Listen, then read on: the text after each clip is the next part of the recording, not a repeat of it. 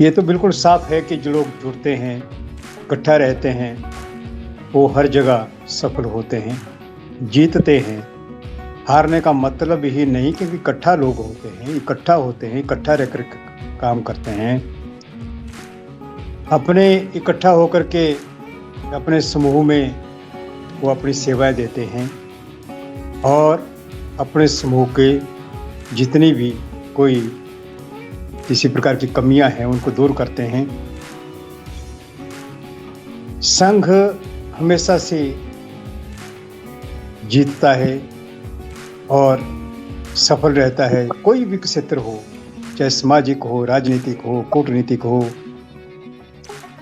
या न्यायिक हो, या फिर सामाजिक रहा हो, या फिर कोई अन्य क्षेत्र व्यापारिक है, शैक्षिक है, हर जगह सफल रहता है, क्योंकि उसको जीतना ही है, क्योंकि इकट्ठा लोग जीतते ही हैं। ये तो बिल्कुल सर्वविदित है। इसमें बल होता है, इकट्ठा लोगों में बल होता है। जहाँ दल होता है वहाँ बल होता है। ये बिल्कुल पक्की बात है, क्योंकि देखा गया है, चाहे हमारे बुजुर्गों के द्वारा अपने बच्चों को गाइड किया गया या उनके सबक दिया गया, लकड़ियों का रहा या परिंदों का रहा, कबूतरों का रहा, जब उन्होंने जोर लगाया जाल उड़ा ले गए। इसी तरह से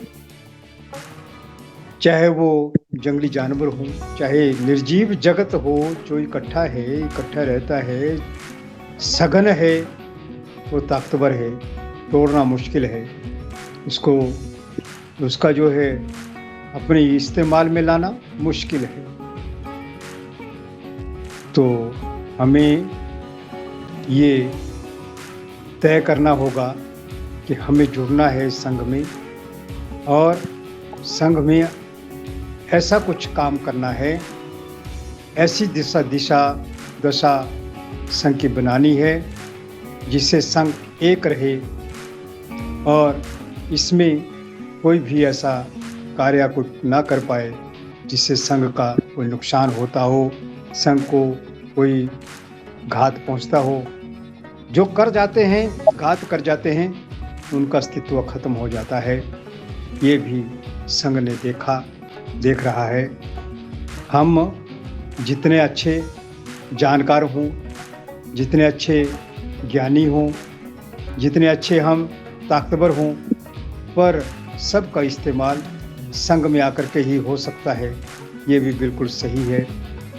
हमें फिर एक बार ये तय करना होगा, ये निश्चित करना होगा कि संघ में आकर के संघ से जुड़ करके, औरों को जोड़ करके, और अपने रिश्तेदारों को, मित्रों को, परिचितों को जब साथ जोड़ेंगे तो हम हर क्षेत्र में, चाहे वो हमारे ऊपर एट्रोसिटीज़ ही क्यों ना हो रही हों, होती आई हों, वो एट्रोसिटीज़ करने वाले 10 बार सोचेंगे, और सोचने भी लग गए।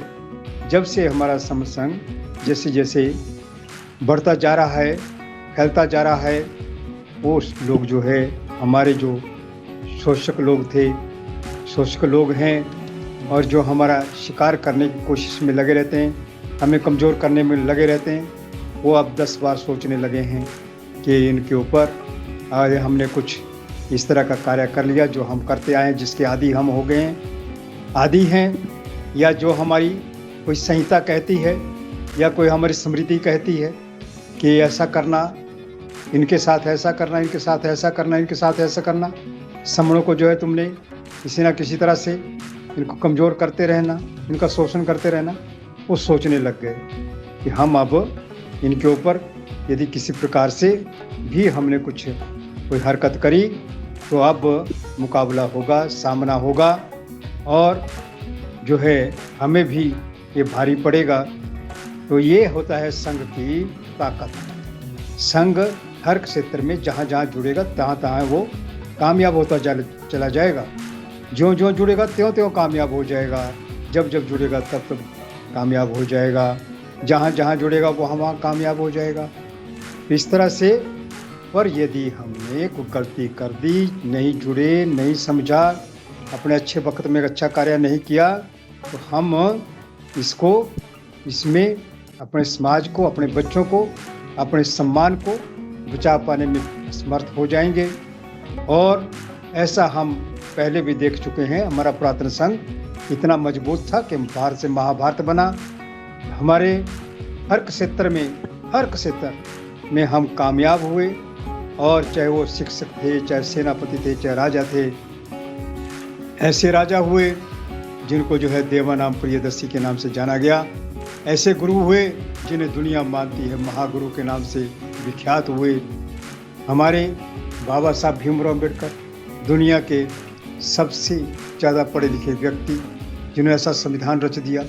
तो ये कहते हैं कि हमारा किसी भी क्षेत्र में, कोई भी क्षेत्र रहा है, वहाँ पे हम कामयाब हुए हैं। और सब हुआ है हमारे महापुरुषों की बदौलत, जिन्होंने हमें कहा कि इकट्ठा रहना, संग में रहना, इकट्ठे होकर के भजन करना, इकट्ठा होकर के काम करना। और हमारा जब काम करते थे तब हम विजयी थे, और आज भी हम होने लग गए। ये बिल्कुल तय हुआ। हम हर क्षेत्र में आगे बढ़ते जा रहे हैं। समसंघ की जय। जय भीम, नमो बुद्धाय। संगन मामी, संगन मामी।